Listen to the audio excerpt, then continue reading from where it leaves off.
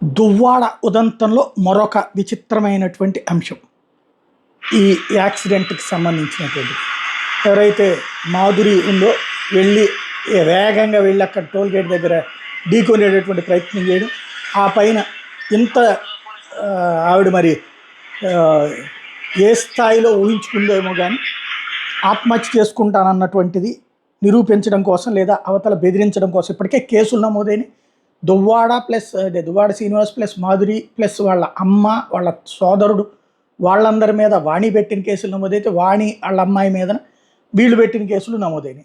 ఇది వాస్తవంగా ఫైనల్గా కోర్టుల చుట్టూ తిరగడమా లేకపోతే అవుట్ ఆఫ్ కోర్ట్ సెటిల్మెంట్ చేసుకుంటారనేది ఫ్యూచర్లో తేలుతుంది. బట్ ఈలోపుగా ఈఎంఐ వెళ్ళి యాక్సిడెంట్ చేసుకోవడం అంటే అరెస్ట్ చేస్తారని భయపడిందా, ఎందుకంటే అవతల పక్కన అధికారంలో ఉన్నటువంటి వాళ్ళు ఉంటారు కాబట్టి ఏం చేస్తుంది అన్నట్టుంది. ఆల్రెడీ హాస్పిటల్కి తీసుకెళ్తే నేను ట్రీట్మెంట్ తీసుకోనంటూ హడావిడి చేయడం, ఓవరాల్గా జనం ముందైతే తన కుటుంబాన్ని వీధులు పాలు చేసుకుని తన పిల్లల్ని వీధులు పాలు చేసుకుంది. పరువంతా పోయాక ఇప్పుడు ఆత్మహత్యా ప్రయత్నంతో సానుభూతి వస్తుందని ఆశిస్తుంది. నాకు తెలిసి అలాంటి వాటికి పట్ల సానుభూతి చూపిస్తారు జనం అనుకోవడం అమాయకత్వం.